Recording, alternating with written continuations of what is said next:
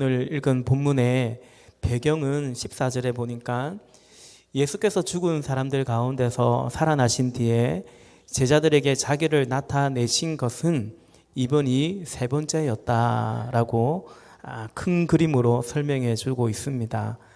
예수님이 죽으셨고 다시 살아나셨어요. 부활하셨어요. 그리고 제자들에게 나타나셨는데 이분이 세 번째 나타나신 겁니다. 예루살렘에서 죽으시고 그리고 이제 부활하셔서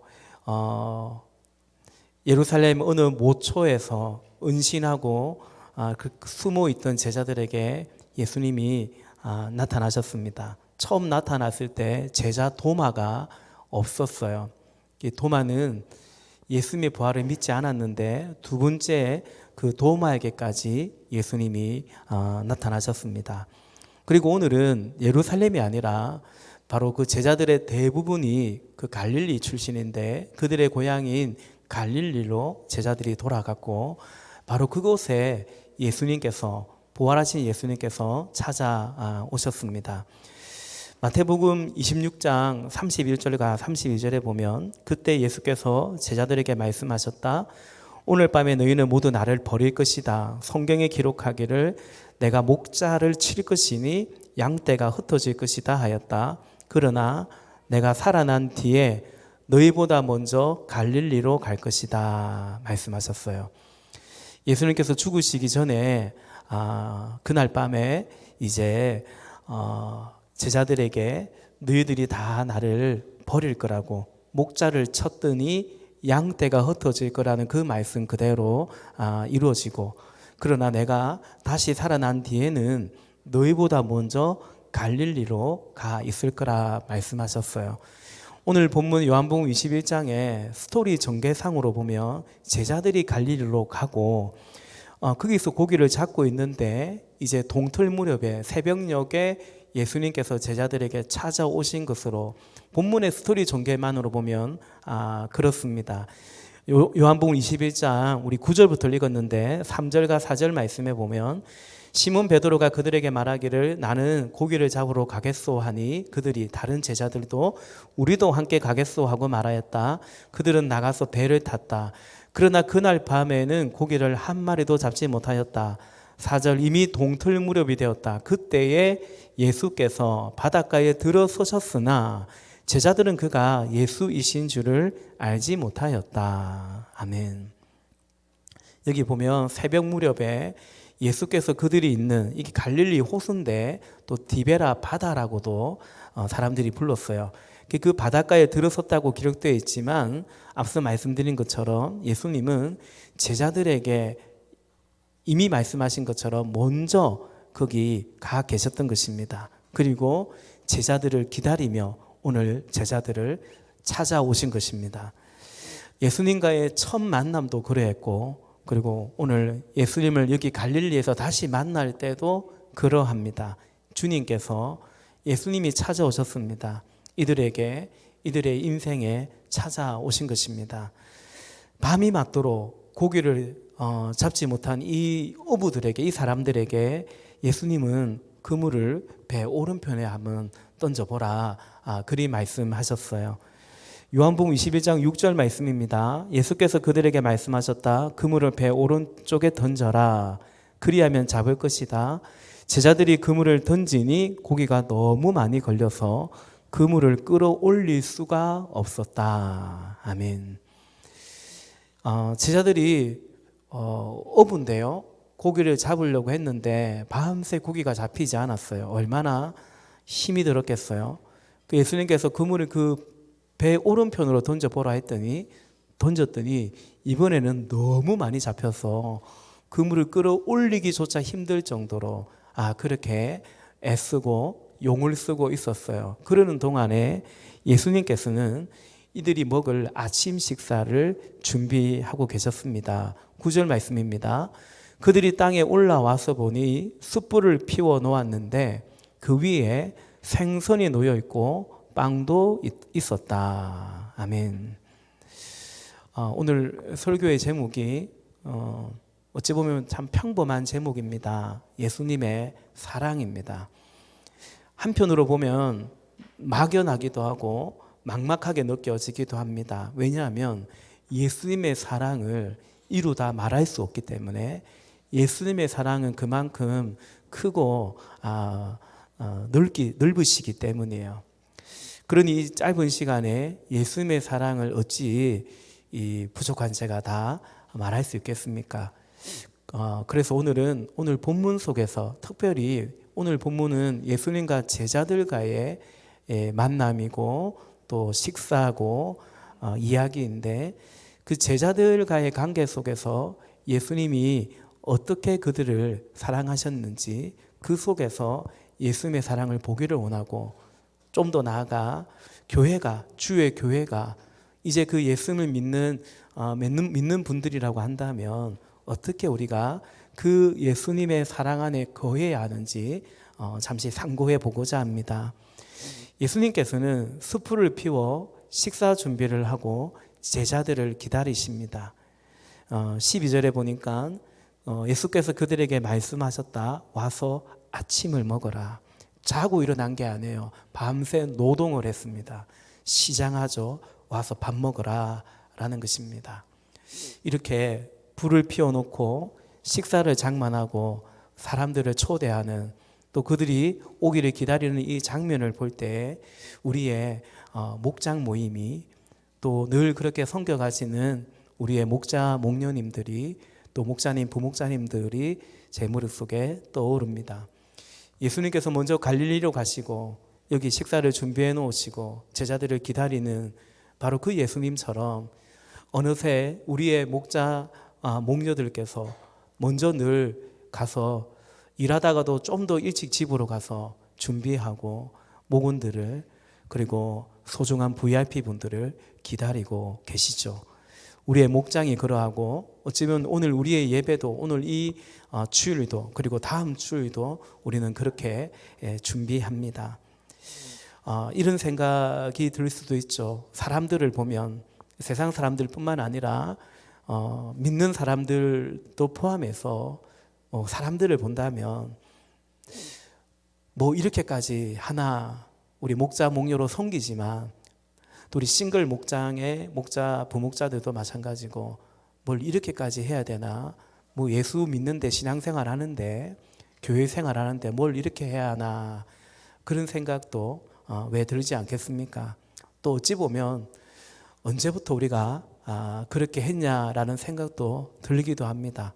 너무나 당연한 것처럼 오늘 많은 사람들이 예배드리고 믿는 사람끼리 그냥 교제하고 또 마음 맞는 사람끼리 카페에서 차 마시고 그게 이제 또 성도의 교제이고 어찌 보면 주님과의 관계를 신앙생활 열심히 한다고 하지만 그저 내 믿음 하나 잘 지키면 내 삶에 하나님의 은혜와 복을 바라면서 사실은 그냥 그 정도로 신앙생활하는 것이 많은 사람들의 신앙생활이고 뭐 멀리 갈 거 없고 우리의 모습이기도 했고 또 아직 우리의 모습이기도 하지 않는가라는 생각을 봅니다. 근데 예수님께서 이렇게 먹을 것을 준비하고 애찬을 이렇게 조찬의 식사를 준비하고 초대하며 기다리시는 바로 그 모습을 볼 때 이것이 오늘 우리의 목장 모임 같다라는 그 생각을 하게 될 때에 우리가 예수님의 모습을 예수님을 본받아 가는 것이구나 그런 또 생각이 들면서 감사가 되고 참 영광이다 참 존귀하다 그런 생각도 해보게 됩니다. 그리고 여전히 우리의 믿음의 주요 우리를 온전케 하시는 바로 이 예수님을 우리가 어찌하든지 본받아 가기를 결단하고 기도하는 것입니다. 예수님이 이렇게 먼저 찾아가시고 또 아침 식사를 준비하여 여기 이 사람들을 기다리고 있는데요. 이들은 어떤 사람들입니까? 지금 본문의 이들은 어떤 사람들인가요? 한마디로 말하면 이들은 실패한 사람들입니다. 인생사 패배한 사람들입니다. 제자들이 고향으로 돌아왔는데 이른바 금이 한양한 것이 아니고 사실은 예루살렘으로 이렇게 올라갔는데 자기들의 생각과는 전혀 다른 일들을 경험하고 이들이 다시 고향으로 낙향해 있는 것입니다. 예수님이 그들을 찾아왔습니다. 원래대로 처음으로 돌아가 있는 그 여기 이 제자들에게 예수님께서는 마치 그 처음 때처럼 찾아오셨고 또 그때처럼 그들에게 배에 고기가 가득 차는 만선을 주셨습니다. 그래야 진정한 인생의 만선의 길로, 영원한 길로 이들을 부르시고 계신 것입니다. 우리 11절 말씀입니다. 시몬 베드로가 배에 올라가서 그물을 땅으로 끌어내렸다. 그물 안에는 큰 고기가 153마리나 들어있었다. 고기가 그렇게 많았으나 그물이 찢어지지 않았다. 아멘.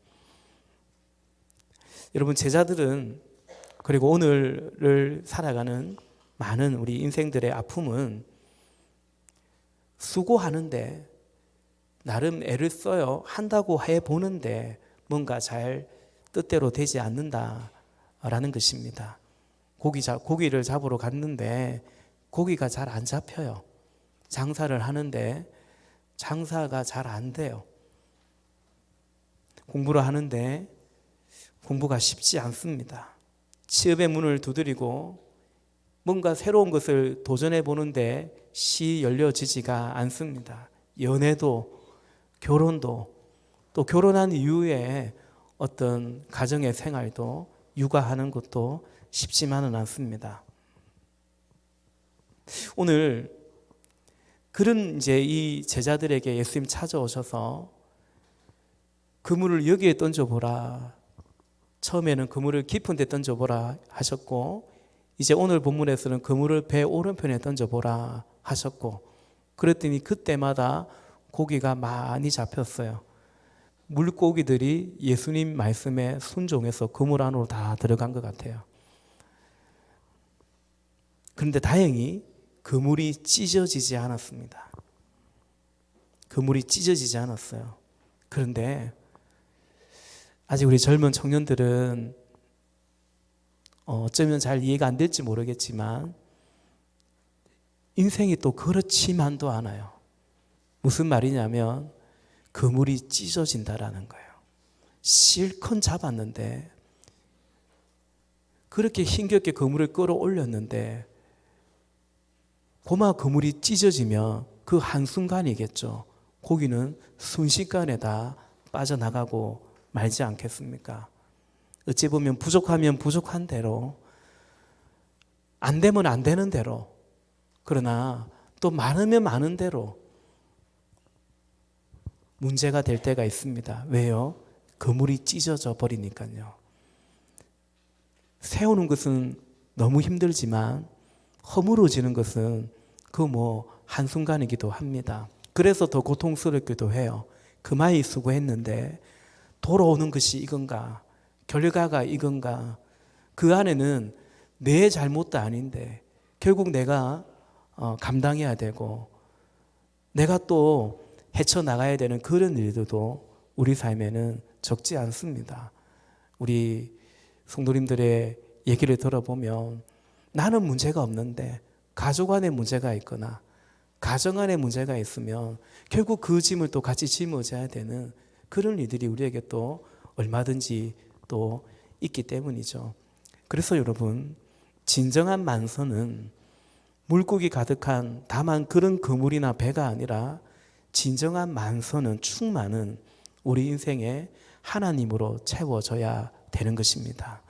물고기와의 관계, 물질과의 관계도 있고 또 여러 가지 또 사람들과의 관계도 분명히 있는데 그러나 진정한 이 땅 가운데의 충만은 만선은 바로 하나님과의 관계입니다. 우리가 그것을 알기 때문에 이렇게 하나님께로 나아가는 것이고 또 하나님을 알지 못하는 분들을 초청하는 것입니다. 구원은 그게 구원입니다. 여러분, 그물에 고기가 없는 사람이든 그물이 찢어질 정도로 고기가 많이 잡힌 사람이든 간에 어쨌든 다 구원이 필요한 사람들입니다. 구원은 하나님과의 관계이기 때문입니다. 그 안에서 비로소 모든 것이 회복이 됩니다. 제 자리를 찾아가는 것입니다. 아침 식사를 마친 후에 이제 예수님이 제자들과 대화를 합니다. 마치 목장 모임이 이제 식사 마치고 뭐 3나눔으로 이어지는 것 같습니다. 우리 15절 말씀 같이 읽겠습니다. 시작.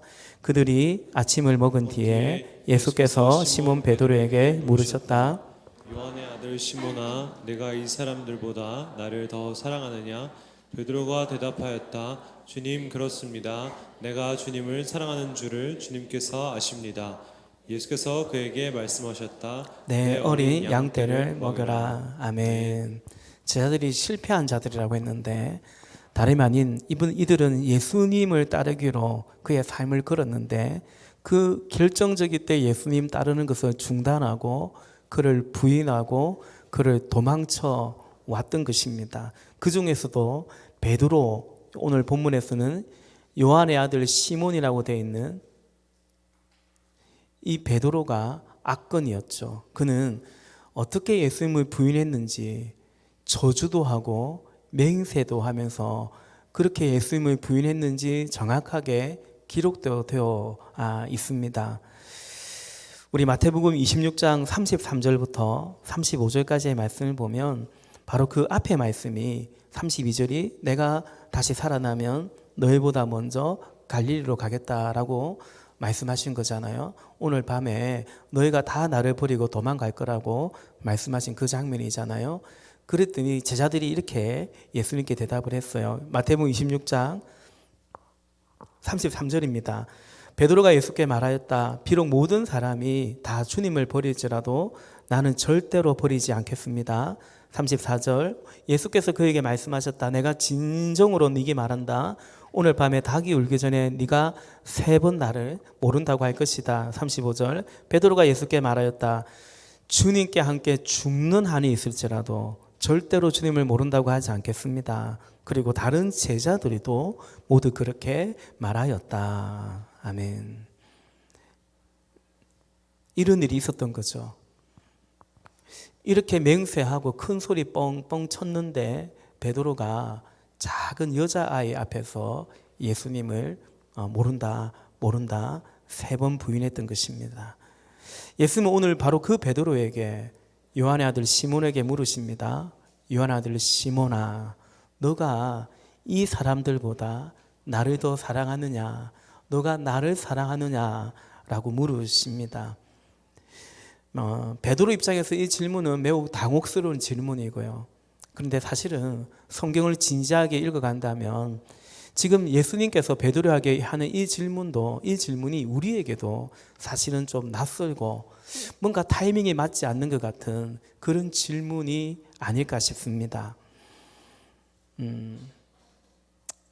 예수님이 베드로에게 물어야 할 질문은 너 나 사랑하니? 라는 질문이 아니라 사랑했으면 버리고 도망갔겠어요? 그 질문이 아니라 예수님은 베드로에게 이 질문을 해야 되지 않을까요? 너 왜 그랬냐 너? 네가 그럴 수 있냐? 어떻게 그럴 수가 있냐? 야, 너 인간적으로 너무한 거 아니냐? 그 말을 해야 될 것 같지 않습니까? 어찌 보면 이건 우리 삶에서도 종종 겪는 일이기도 하죠. 그 누군가를 향해서 어떻게 당신이 나한테 이럴 수가 있어? 야, 사람이 어떻게 그럴 수가 있어? 원치 않지만 우리는 그런 당혹스러움을 경험할 때가 있기도 합니다. 그런데 여러분, 사실 가만히 생각해 보면 입장 바꿔 또 생각해 보면요. 어떻게 당신이 나에게 이럴 수 있어? 사람이 어떻게 그럴 수 있어? 라고 말하지만 사실은 그럴 수 있는 거예요. 그리고 입장 바꿔 생각해 보면 나도 누군가에게 똑같은 또 그런 위치에 또 그런 입장에 서 있을 때도 사실은 있는 것입니다. 다시 말해서 어떻게 그럴 수 있냐라고 생각을 하고 말도 하지만 그게 아니라 사실은 그럴 수 있지. 그게 또 정확한 우리의 현실이기도 합니다. 예수님이 순환당한다는 것을 죽는다고 말씀하셨는데 그 말을 할 때는 베드로는 예수님 그러면 안 됩니다라고 말하기도 하고, 아니 죽는다고 할지라도 우리 도망 안 갈 겁니다. 특히 베드로는 다른 사람 다 도망가도 나는 도망 안 갈 겁니다. 그렇게 얘기했는데, 따라 죽으면 죽었지 그래 얘기했는데, 문제는 예수님이 진짜 죽어요. 정말로 죽어요. 빌라도가 그렇게 판결을 내리고 로마 병사에게 끌려가요. 십자가에 못 박히는 거예요. 그때 베드로는 너도 이 사람과 같이 있었지, 너 한편이지라고 묻는데 그렇다라고 말을 못하는 거예요. 왜요? 그럼 나도 죽으니까요. 내 죽는다 말은 했지만 근데 진짜 죽는 거예요. 그러니 무서운 거죠. 너무 무서운 거죠. 그래서 순교의 자리까지 가야 하는데, 맞는데 그게, 그런데 모른다 한 겁니다. 나 예수 모른다고. 손에 장을 지진다. 나 모른다. 저주 맹세한다 얘기했습니다. 어떻게 그럴 수 있나요? 그죠? 근데 그럴 수 있지 않을까요? 죽을 수 있나요? 그죠? 베드로를 향한 예수님의 마음이 그러합니다. 너 어떻게 그럴 수 있냐가 아니라, 그래, 두렵지, 무섭지, 그럴 수 있지. 그게 베드로를 향한 예수님의 마음입니다. 그리고 오늘 우리를 향한 주님의 마음도 그러합니다. 그래서 예수님께서는 야, 너 어떻게 그럴 수가 있냐, 인간이 남자가 말이야 자기 한 말을 그렇게 그럴 수 있냐, 그렇게 묻지 않으시고 예수님께서는 너가 나를 사랑하느냐 물으셨습니다. 이 사람들 앞에서 그 사람들이 자기 죽일까 봐 두려워서 부인했는데, 예수님께서 이 사람들보다 나를 사랑하느냐 물으시고 3번 부인했는데, 우리가 오늘 15절까지만 읽었지만 예수님은 3번 네가 나를 사랑하냐 또 물으셨습니다. 여러분, 요한 아들 시몬아 네가 나를 사랑하느냐라는 이 예수님의 말씀 안에는, 이 말씀의 행간에는 숨겨진 표현이 있어요. 숨겨진 말이 있어요. 그게 뭔고 하니, 요한 아들 시몬아 나는 너를 지금도 여전히 사랑하는데, 이게 가로로 숨겨져 있어요. 제가 볼 땐 그래요. 베드로, 나는 너를 지금도 사랑하는데 넌 어때? 너도 그렇니? 라고 말씀하시는 것 같아요. 그리고 그 말씀을 하고 싶은 거죠. 요한 아들 시몬아, 나 너 여전히 사랑한다. 그리고 너도 다시 일어나서 그랬으면 좋겠다. 그 말씀을 하시는 것입니다. 제가 말씀을 준비하면서 문득 생각한 것은, 제자들이 예수님께 잘못했잖아요. 잘못할 수 있죠. 여러분, 누가 잘못하면 뭐 해야 됩니까? 내가 누군가에게 잘못을 저지르면 뭘 해야 됩니까? 사과를 해야죠. 근데 제자들이 예수님께 사과한 장면이 있습니까? 제 기억으로 복음서에 제자들이 예수님께 그때 잘못했습니다, 죄송합니다, 너무 무서워서 그랬습니다, 그런 사과하는 장면이, 그래요, 저의 기억에는 그런 장면이 없습니다. 나는 너를 사랑하는데, 그런데 베드로 너는 어떠니? 라고 예수님이 물으셨을 때 이제 베드로가 대답합니다. 근데 불과 얼마 전처럼 큰 소리 치지 않습니다. 호언장담하지 않죠. 뭐라고 대답합니까? 주님 그렇습니다. 내가 주님을 사랑하는 줄을 주님께서 아십니다. 그렇게 대답합니다. 주님이 아시죠? 주님께 맡기는 것입니다. 자신의 신앙 고백마저도, 믿음마저도 자기를 의지하지 않고, 자기를 믿지 않고 주님께 의지하고 맡기는 것을 보게 됩니다. 맞습니다, 여러분. 그게 믿음입니다. 잠시 딴 얘기 같지만 베드로의 실패가 거기에 있었습니다. 배도 버리고 그물도 버리고 그냥 자기가 했다라는 겁니다. 자기의 결심과 의지로 그렇게 했는데, 그리고 나는 주를 부인하지 않겠다고 큰 소리도 쳐봤는데 실패했죠. 이제 베드로는 질문에 대답하는 것마저도 주님께 맡겨드립니다. 그런 점에서 볼 때 베드로의 실패는 마냥 실패가 아니고 결국 하나님은 합력하여 선을 이루신다라는 것을 보게 됩니다. 여러분, 베드로가 예수님께 내가 주님을 사랑하는 줄을 주님이 아십니다. 신앙 고백마저도 주님께 맡겨드릴 때에 예수님은 그 베드로에게 예수님 당신의 일을 맡기시고 예수님 당신의 양떼를 맡기시는 것을 보게 됩니다. 제가 종종 말씀드리죠. 예수님은 베드로에게 너 내 양을 먹이라고 말씀하시는데 그 양을 사랑하냐고 물으시지 않으셨다라는 거죠. 네가 나를 사랑하느냐라고 물으셨다라는 것입니다. 오늘 우리의 믿음이, 우리의 삶이 그러했으면 좋겠습니다. 우리는 주님께 맡기고 또 주님은 우리에게 또 사명을 부여해 주시고 얼마나 복되고 존귀한 삶이겠습니까? 예수님은 베드로에게 내 어린 양떼를 먹이라고 말씀하십니다. 여러분, 이것은 다만 너 앞으로 이거 해라 라고 다만 그것이 아니고 역시 이 안에도 숨겨진, 이 행간에도 숨겨진 의미가 있는데 그것은 바로 예수님의 용서입니다. 그냥 없던 일로 해줄게, 그래 한번 넘어가 보자, 이번에는 넘어간다, 그것이 아니라 다시 예수님께서는 베드로에게 당신이 생명으로 산 그 당신의 양을 베드로에게 맡기는 거예요. 동행하는 자로, 동력자로 부르시는 것입니다. 반석으로 부르시는 것입니다. 다시 일어나서 주님의 길, 생명의 길로 가도록 하십니다. 다시금 옛길로 돌아간 그들에게 예수님은 다시 찾아가셨고, 그리고 다시 그들을 부르시는 거죠.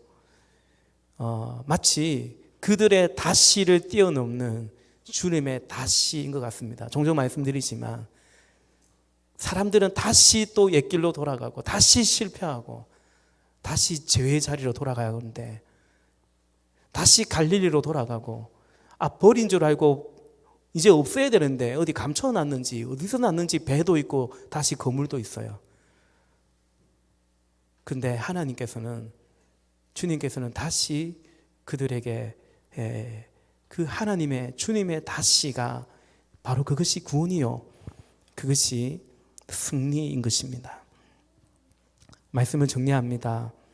우리는 오늘도 목장에서 또 이렇게 연합 예배를 통해서도 음식을 준비하고 나눌 것을 준비하면서 소중한 사람들을 초대합니다. 주님의 마음으로 초대합니다. 다만 우리의 마음만은 아니고, 그래서 우리가 초대하는 것만도 아니고 예수님께서 부르시는 것입니다. 우리를 부르실 때처럼 예수님이 찾아오시고 기다리십니다. 사랑하는 여러분, 제자들은 실패했는데 실패라서 꼭 실패가 아니고 성공이라서 꼭 성공도 아닙니다. 우리 모두 다 구원을 받아야 하는 자들입니다. 우리 모두 다 하나님과의 관계가 회복되어야 하는 사람들입니다. 하나님께서는 예수님을 통해서 그 구원의 사랑을 우리에게 주셨습니다. 우리 그 사랑 안에, 그 예수님을 통해서 우리에게 주신 하나님의 그 사랑 안에 저와 여러분 거하시기를 주님의 이름으로 축복합니다. 그리고 그 사랑의 통로로 쓰임받는 좋은 귀한 인생이고 또 그런 우리의 목장이고 우리의 교회가 될 수 있기를 간절히 소망합니다. 아멘. 우리 시간 같이 찬양하고 기도하겠습니다.